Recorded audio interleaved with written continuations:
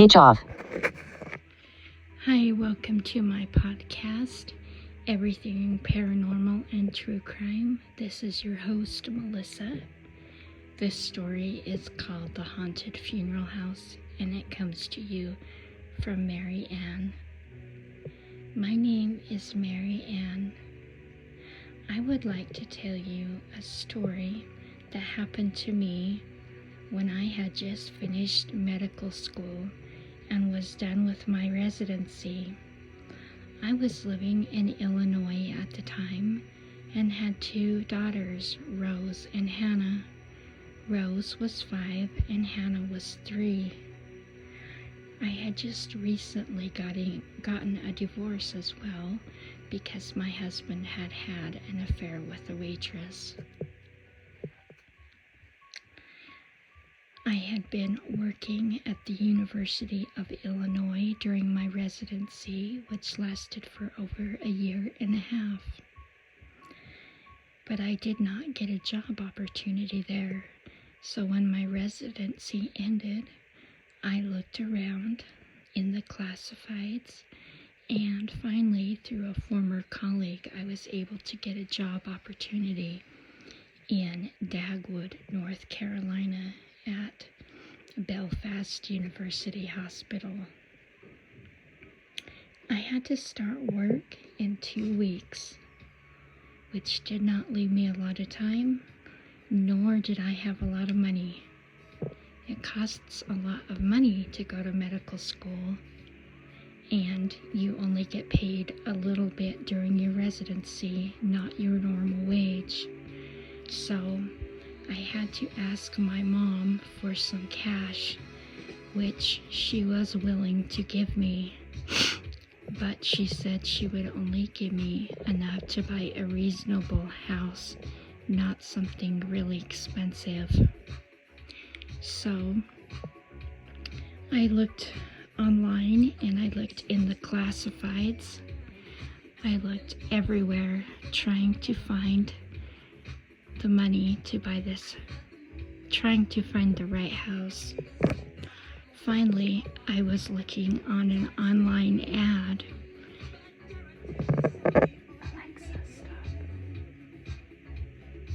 Alexa, stop.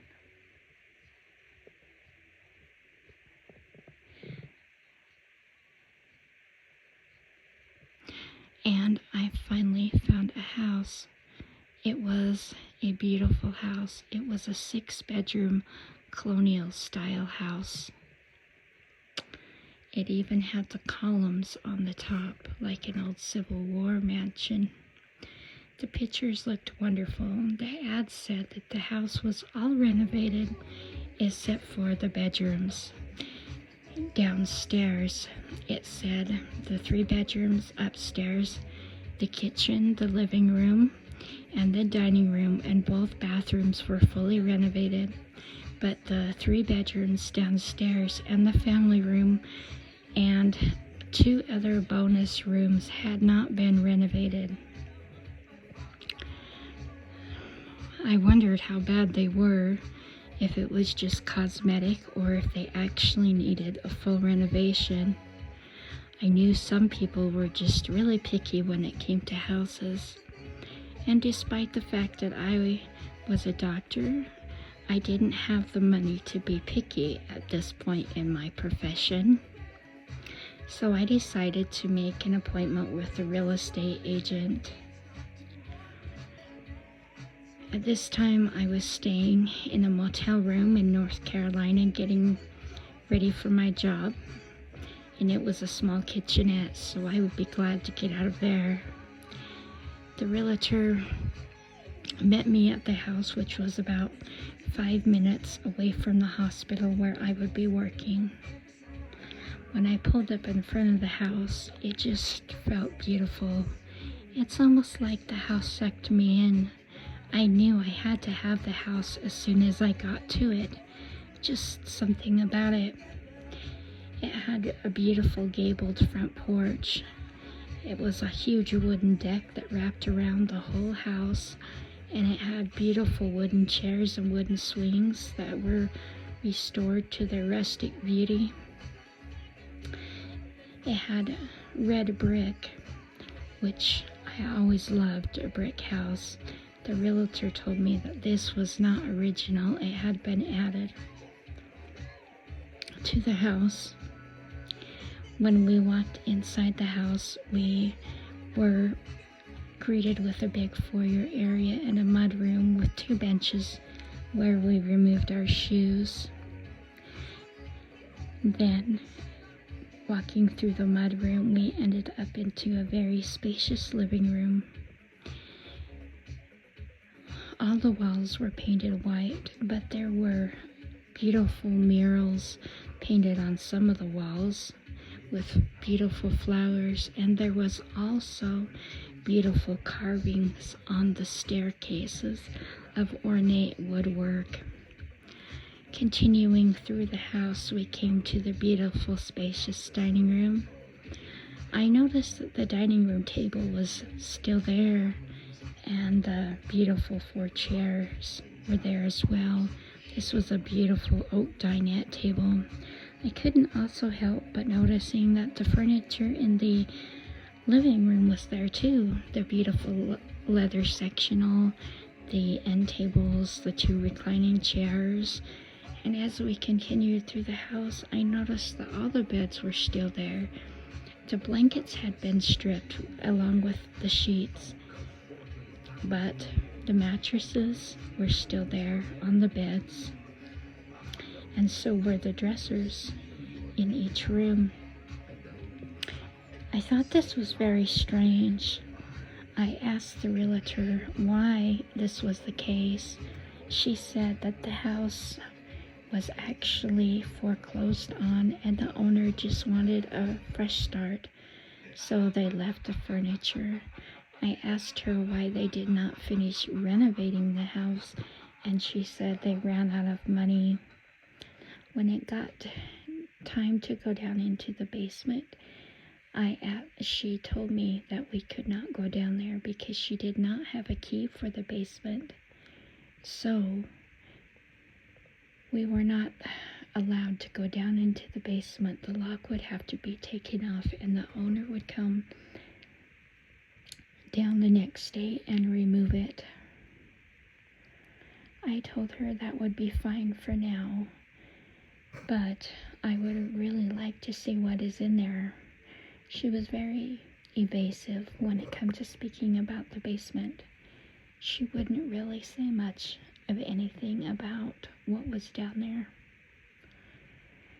When we got to the other side of the house, we walked out onto the beautiful back deck that continued around the house, the wraparound big porch. I noticed that there were a few beautiful trees in the house, and I noticed a great big huge field in the back.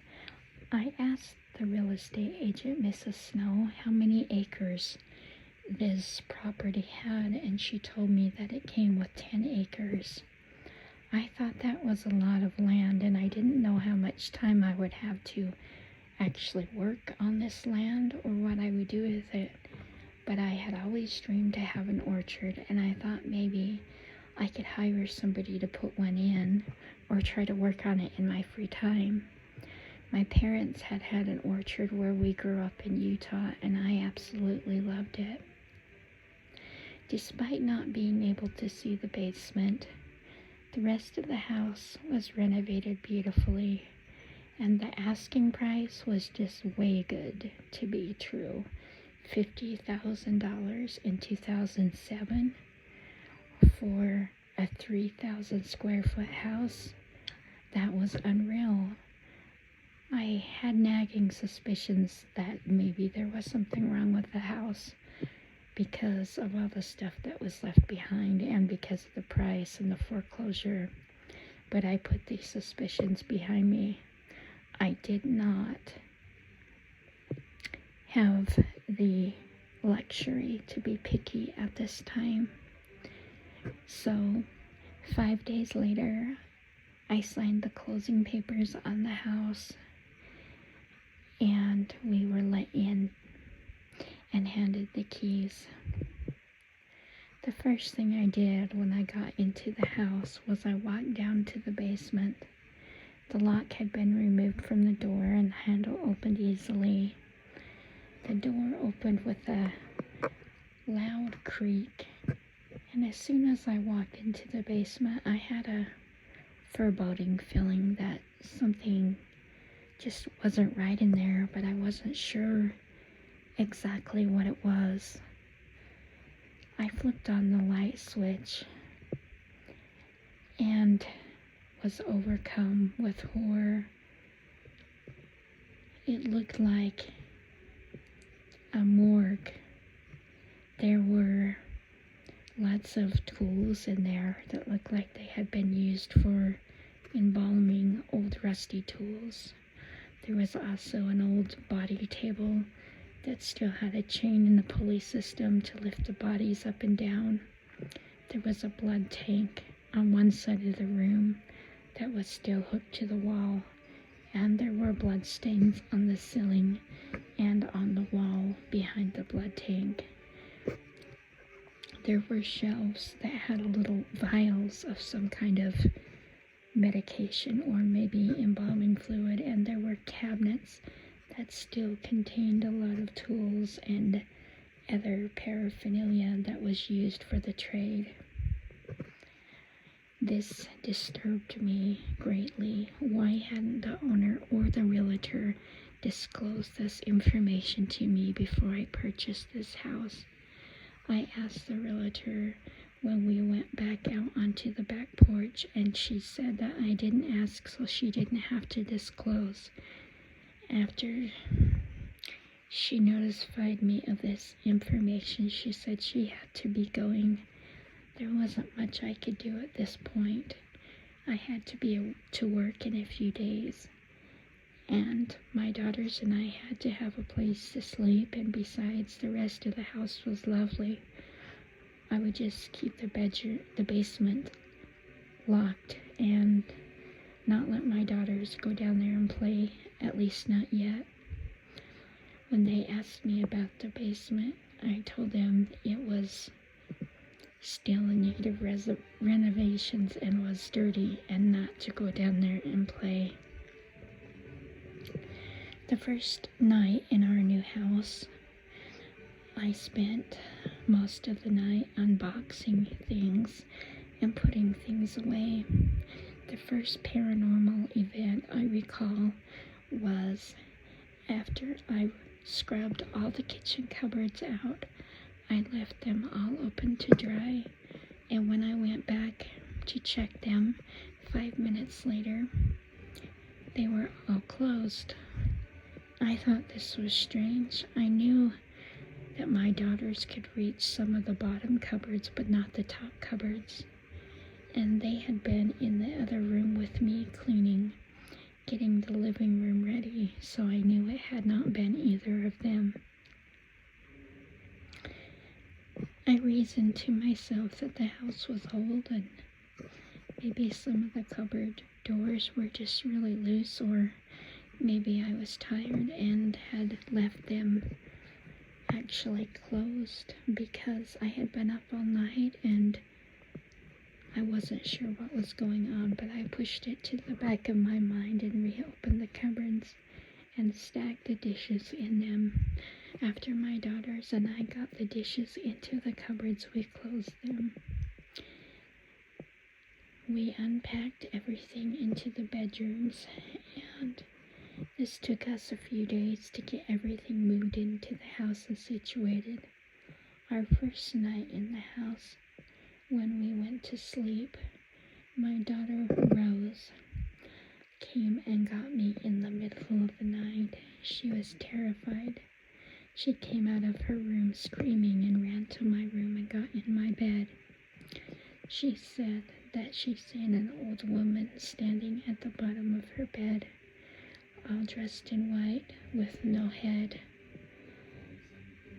I didn't know what would be causing such a thing, and yes, I thought she was just having a bad dream, so I went into the room and looked around, and of course I didn't see any woman or any sign of a woman in there. everything looked just the way it had been 3 hours earlier when we had went to bed. So I put her back to bed and tucked her back in and told her she had just had a bad dream. 2 hours later, she woke up again and came back into my room screaming that the same old woman there was there with no head, standing over her bed, trying to hand her something. I asked her what she was trying to hand her, and she said she did not know. Some kind of a basket with little bottles. It looked like some kind of medicine bottles, but she wasn't sure. After that, there was no getting her back to bed that night. I even tried putting her teddy bear in bed with her, but that didn't work. So she came and got in bed with me, and we went to sleep. A few nights later, I had been working, and it had been a long day. And my mom, who had moved in with us, had been watching the kids. She told me that there was something really odd that kept happening. She told me that the bathroom door kept opening by itself. She would close it, and a few minutes later it would reopen. And she said sometimes it opened very violently, slamming itself against the other side of the wall behind it. I thought, how strange is this? And I figured if it happened again, I would have to have somebody come and look at it. Another time we were eating dinner, and a cup came flying out of one of the kitchen cupboards above the sink and hit my daughter Mary in the side of the face. The glass cut. The glass broke, shattering into little pieces, and cut her face. I had to stitch her face up on the side, about a 6-inch long gash on the side of her cheek.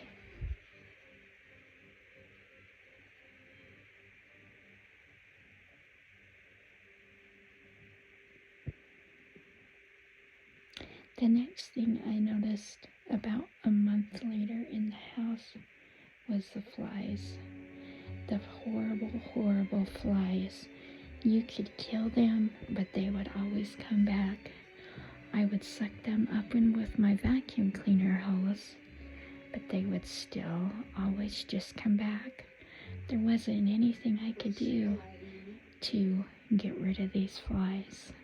It seemed like they were ever present, and the more I tried to kill them, the more they came back. I even called in a couple of different exterminators to see if they could kill the flies. They said these were the worst flies they had ever seen, but they could not tell where they were coming from.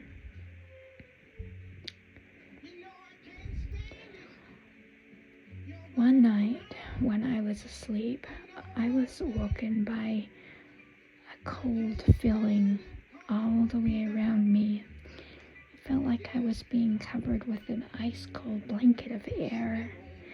From my head to my toes, I was freezing. My bones felt like ice, like I had been in a walk-in freezer for hours. And then I heard the strangest noise I'd ever heard. It was a screeching, horrible, howling noise, like chains being pulled against metal, lifting slowly, grinding, lifting. At first I wasn't sure what the sound was, and then I remembered the body left in the basement. My heart stilled. I got out of bed, put on my bathrobe, and put my slippers on. The girls, one on each side of me. By this time, they were both sleeping in bed with me due to the appearance of the old woman in their rooms at night. They ran to me every night when I'd put them in bed and get in bed with me. They asked me what that horrible grinding noise was, and I told them I did not know. But I told them I had to go look. So I did. I told the girls to stay upstairs in my bed and not to move. I walked down the hall and down the staircase, and the closer I got to the basement, the louder the noise got. I didn't know what the noise was at first till I opened the door, and as I walked into the main room of the basement, I could hear the body table slowly lifting up and down. All by itself. There was nobody moving it. It was moving itself. I was creeped out. My heart was pounding up into my throat. I wasn't sure what to do, so I closed the door and hurried out of there as fast as I could and went and got back in my bed with the girls. They asked me what the noise was, and at this time I figured I had better be honest with them. After everything they had experienced, I explained to them that the house apparently had been an old funeral home, and there must be some kind of restless spirit in the house. I had always believed in spirits, and I had heard of friends and everybody having experiences like this, but I had never had one of my own. I thought they were just more or less stories or something to have fun with. I didn't realize that they were actually real until I had these experiences.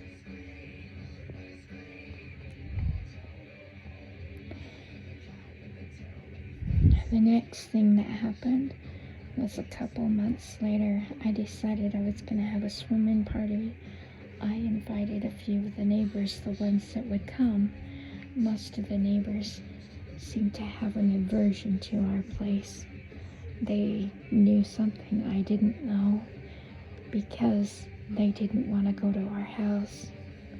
That night we were all swimming, and my mom was there and the kids were there, and we were all having a nice time swimming around in the water until suddenly I noticed a circle of red around my daughter Rosa's foot in the water. Then I noticed the water around her foot began to get thick and coagulate. When she lifted up her foot, it looked like she had dipped her foot into a big pool of blood. Then the blood spread around.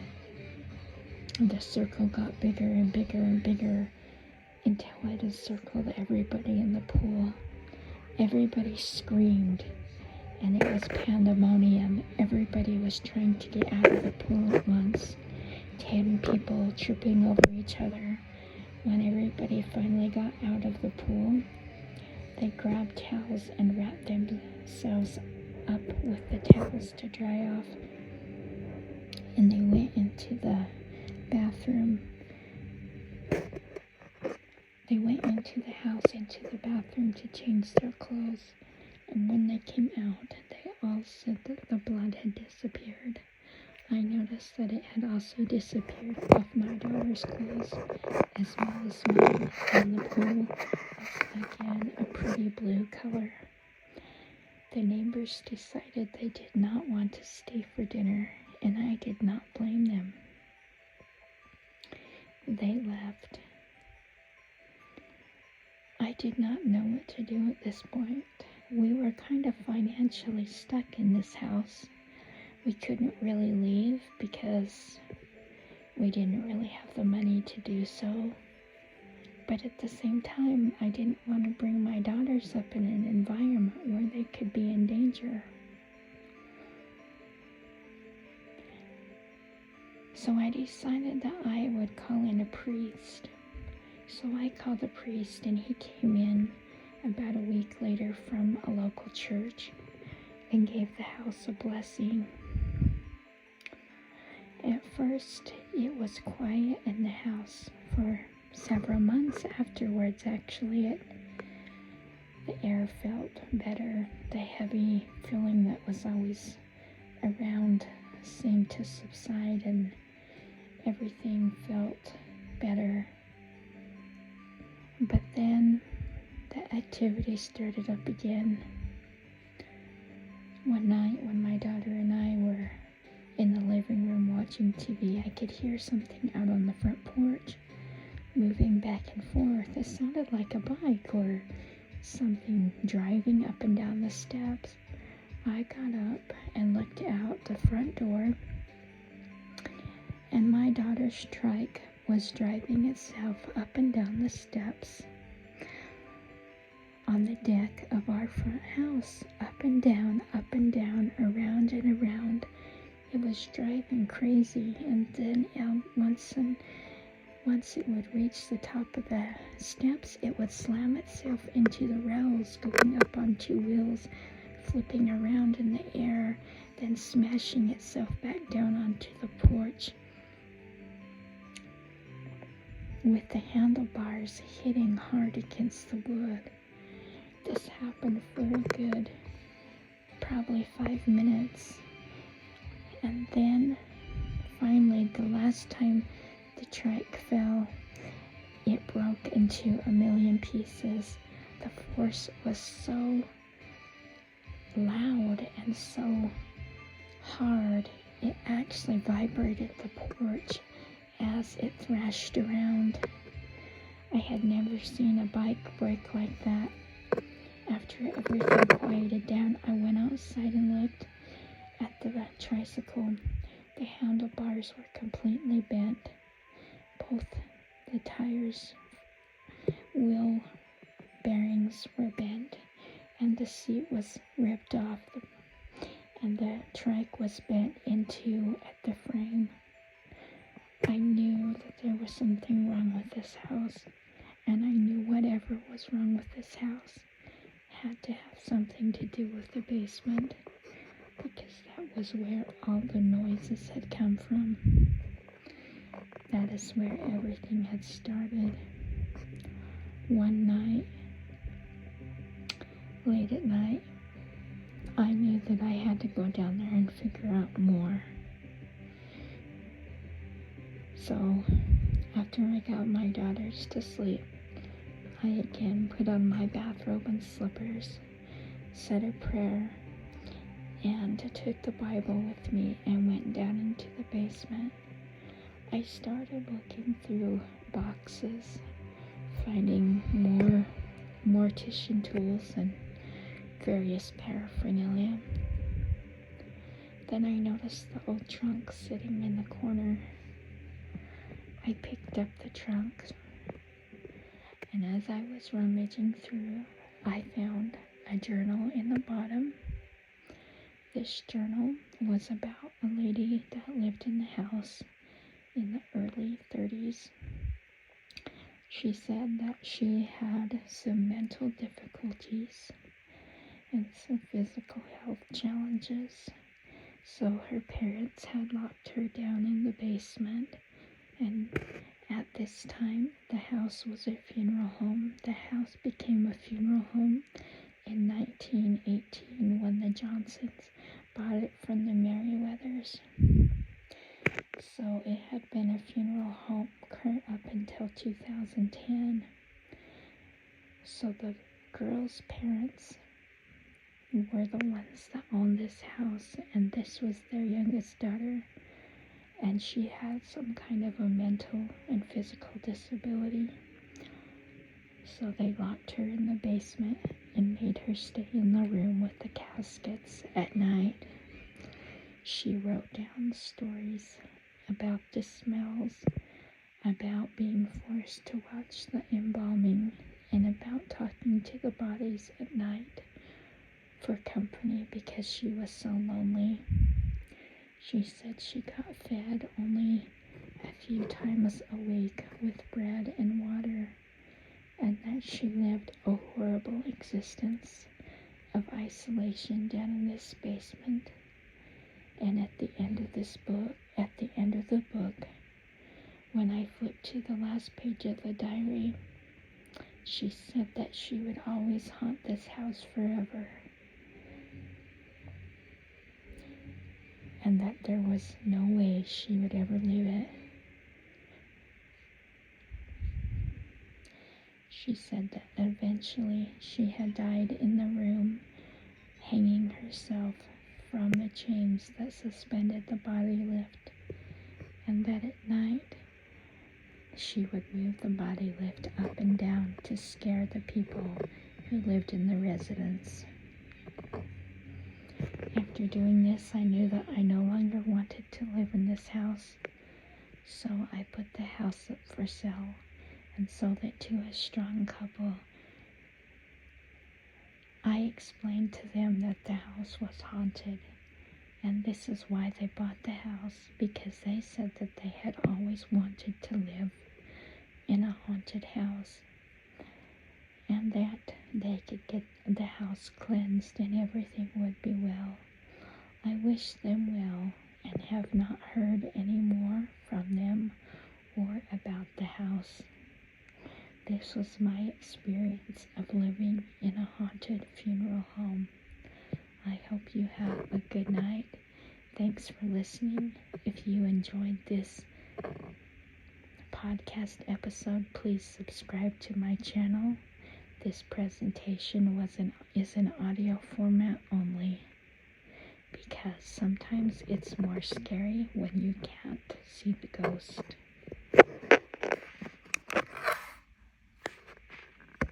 Speech on. Take picture. Take picture. Take picture. Take picture. Take picture. Stop Zoom. Stop recording video.